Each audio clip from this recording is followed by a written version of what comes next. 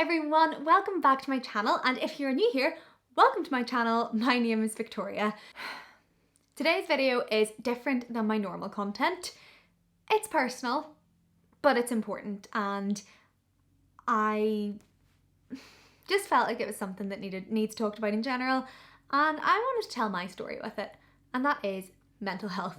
To people that know me well, like my family, my close friends, my boyfriend, this will not come as a shock because they have seen me in some states over the last 20 months.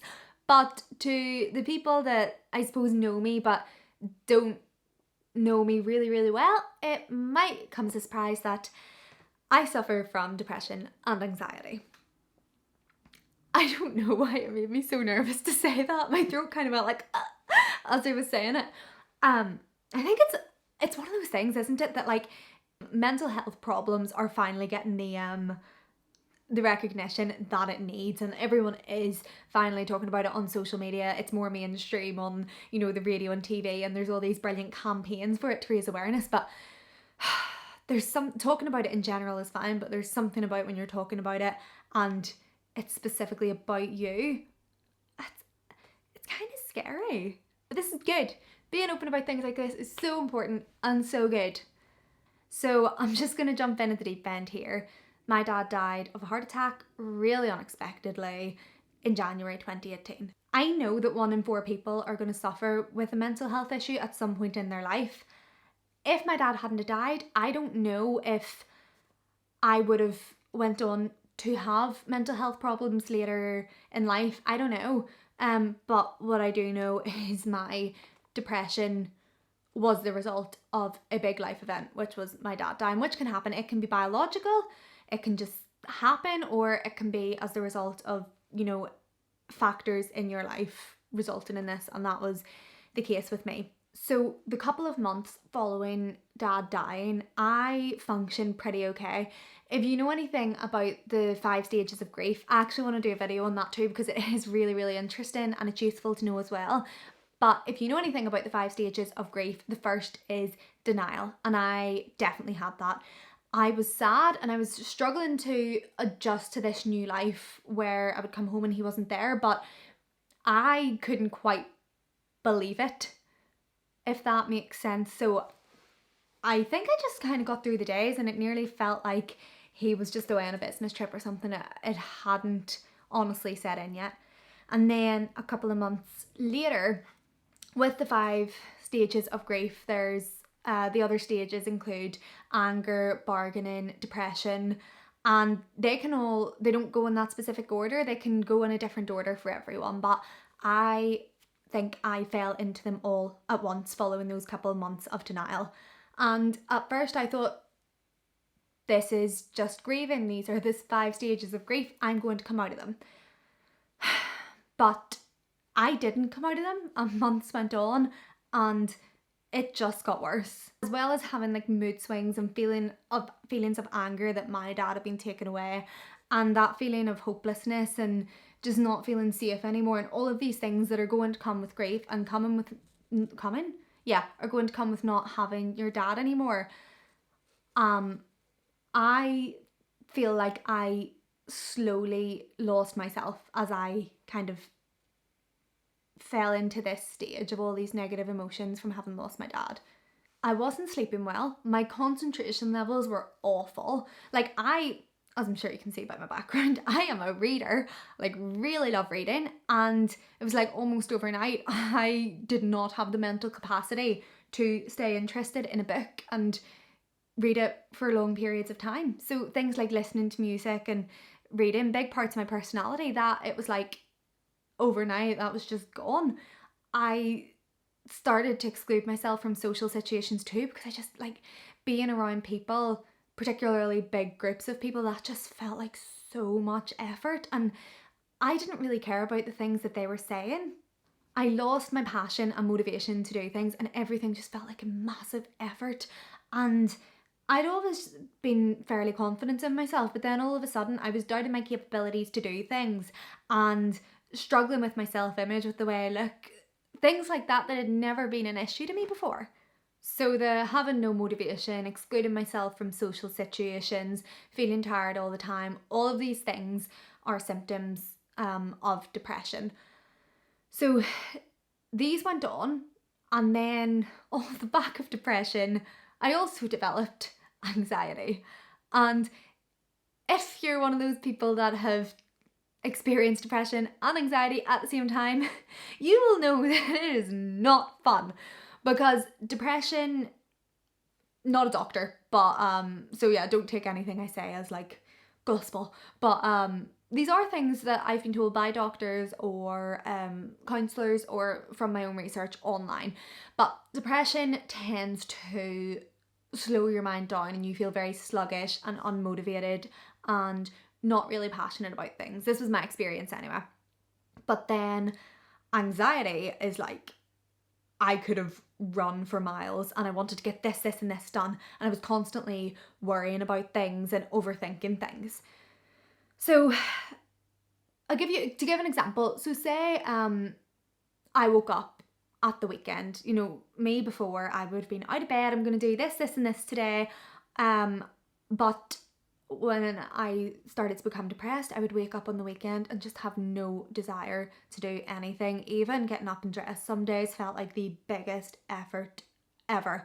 And I know that sounds dramatic. Whenever people would have said things like this to me before, I had suffered with mental health problems. And it's an insult to people that actually have suffered with them, but because I didn't understand, I was like, but how can you not just make yourself get up and get dressed? But it's such a battle with yourself to even get yourself to do that. So I would just be there like, ugh. But then I wouldn't have accomplished anything. And then my anxiety would be running riot in my head.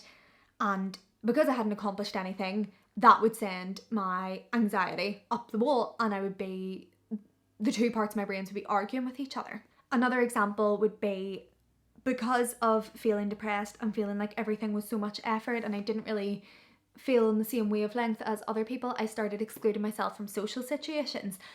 But then when an event would come up that I felt like I had to attend, like a birthday or something, because I hadn't went to these events for quite a while, all of a sudden in my head, the anxiety would go off and it would feel like a big thing, even though it's not, and it wouldn't have been before, but because of the depression I hadn't been going, and then that would make me anxious, the thought of walking in and like having to talk to people and all this. It sounds kind of silly, but if you've experienced it, you'll know what I'm talking about. So all of these negative emotions went on for months, and it wasn't just grieving, it consumed every element of my life, and it wasn't going away, it was getting worse.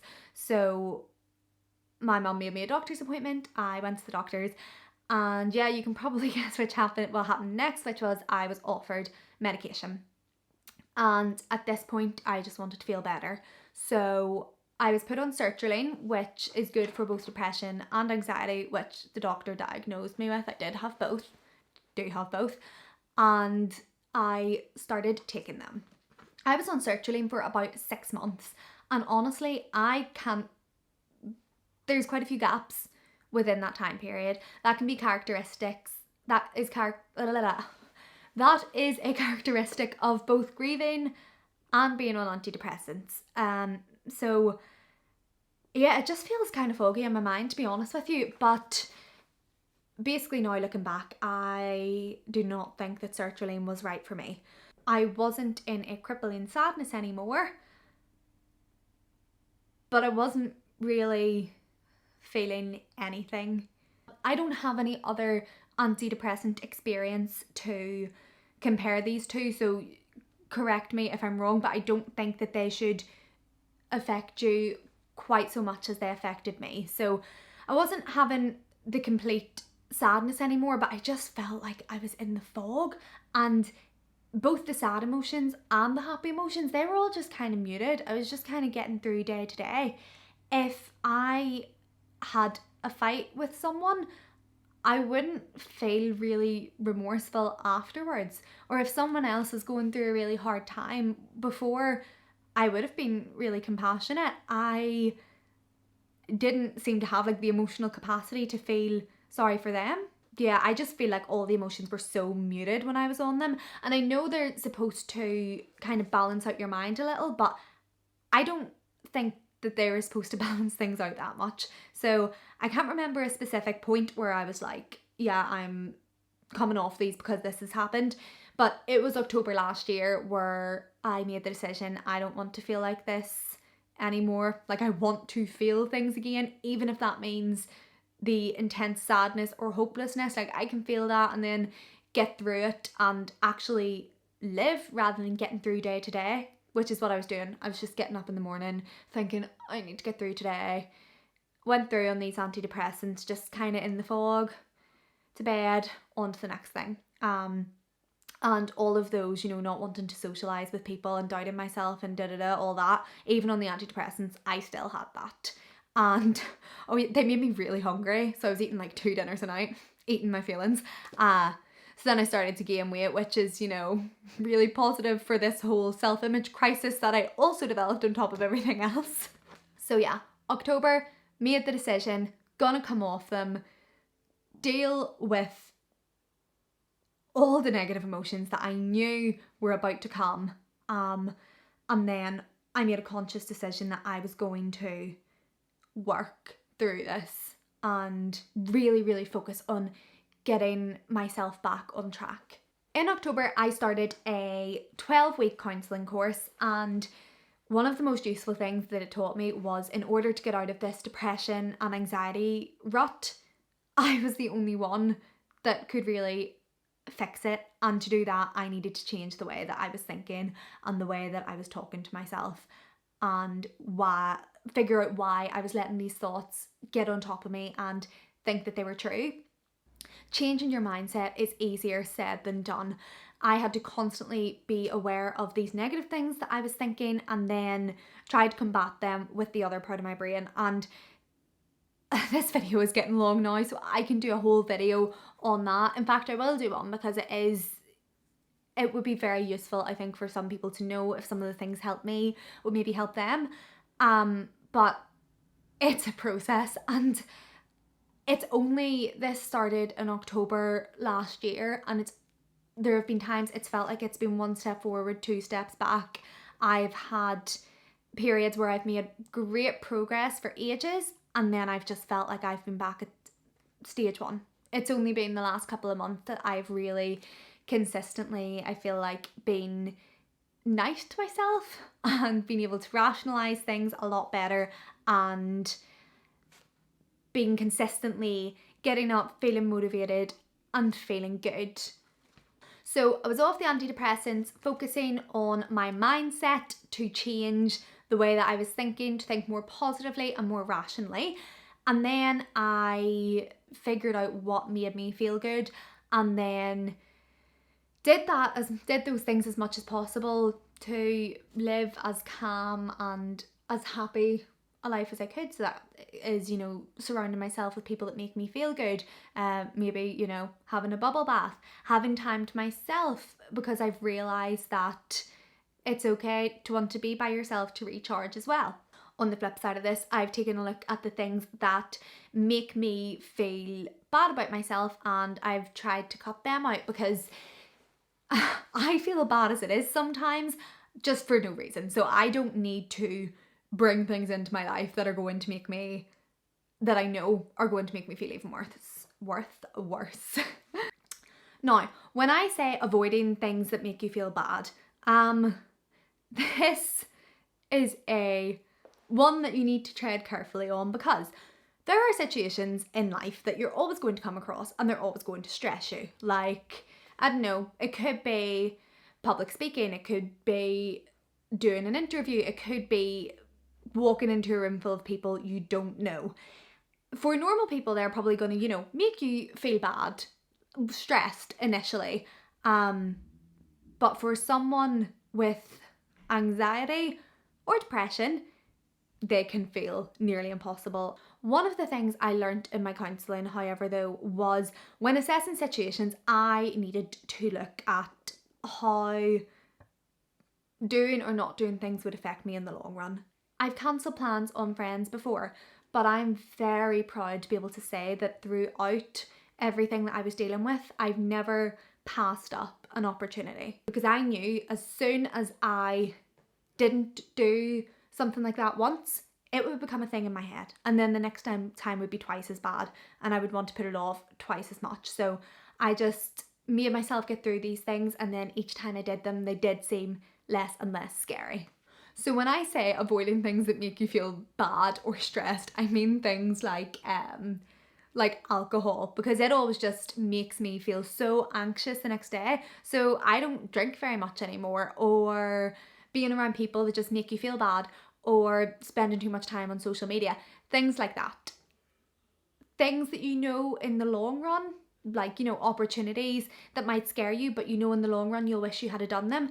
If possible at all, like, please just try to take them and try to get through them, because the more you put it off, the more it is going to feel like a big thing in your head. So I was slowly making progress on the way that I was thinking, the way that I was talking to myself. Sometimes it would be one step forward, two steps back. There were always bad days, bad weeks, sometimes bad months, but I was aware of it and I was making progress. So that had kind of set the wheels in motion. And then I was making a conscious effort to do things and spend time with people that made me feel good, and things that made me feel bad or anxious, with the exception of things that I knew I needed to do even if I didn't want to.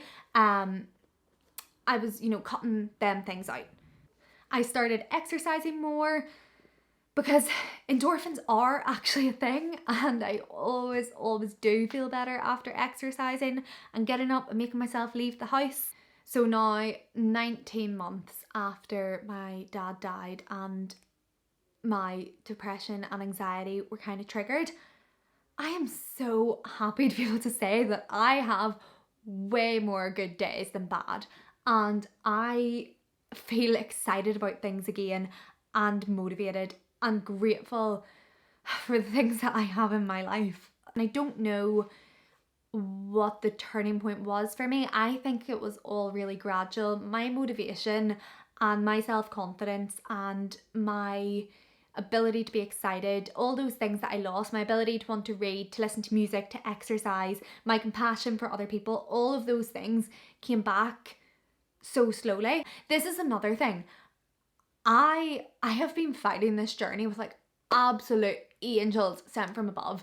My mum, my boyfriend, my best friends, my family. I am so lucky to have them and have these people to talk to. That's another thing I forgot to say. Talking to people, talk about it. It really, really helps. And I think I've probably driven people demented, because I'm a very open person, which is good. At least I never really did bottle it up. But yeah, people that maybe don't have people to talk to, I can't imagine how hard that is. And if you don't, like, send me a message. Honestly, I'll talk to you. I'll be your friend, because I know how crap that it feels, and I would never want anyone going through what I've gone through and feel like they have no one to talk to, because there is always someone. There are the helplines. There's people like me that are just happy to talk. Yeah, don't go through it alone, because you don't have to.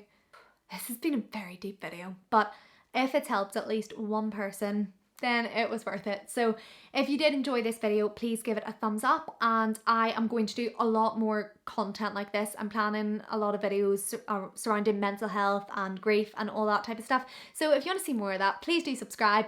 I appreciate every subscriber, because I'm still kind of a YouTuber newbie, and feel free to follow me on my other social media channels if you wish. And yeah, I hope you're having a good day, and if you haven't been having a good day, I hope that this video reminds you that you are not alone. And yeah, I never know how to end videos, but I'll see you in the next one. Bye.